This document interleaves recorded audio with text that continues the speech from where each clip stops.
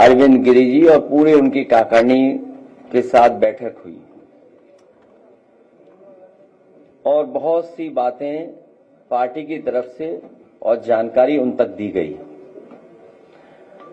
युवजन सभा बहुत पुराना संगठन है। समाजवादी पार्टी का युवजन सभा बहुत पुराना संगठन है। युवजन सभा समाजवादी पार्टी और हमारी धड़कन भी है।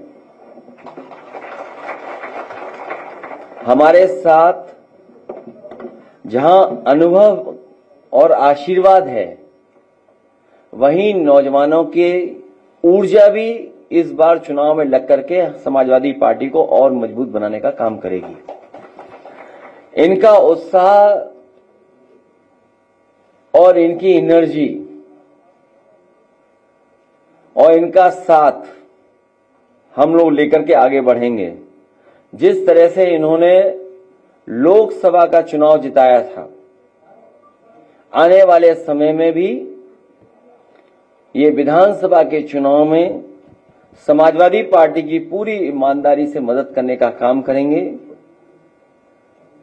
युवजन सभा को हम अपना संदेश दूत भी मानते हैं और उन्हें ये जिम्मेदारी आज सौंपी है और सौंपते भी हैं कि हमारी पार्टी की बात गांव-गांव, गली-गली और आम लोगों तक पहुंचाने का काम करें। जहां रहते हैं उस मोहल्ले में, जिस बिल्डिंग में रहते हैं उस बिल्डिंग में संदेश दूत की तरह हमारी पार्टी की बातें उन लोगों तक पहुंचाने का काम करें। जिस समय हम इन बातों को पहुंचाने में कामयाब होंगे,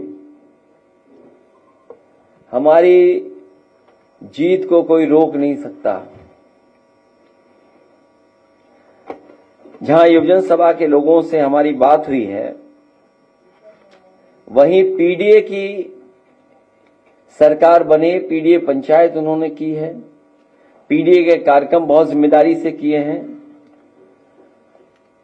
पीडीए सरकार बनाकर के इन्होंने संकल्प लिया है कि पीडीए सरकार बनेगी तो नौकरी और रोजगार भी ये लोग पाएंगे।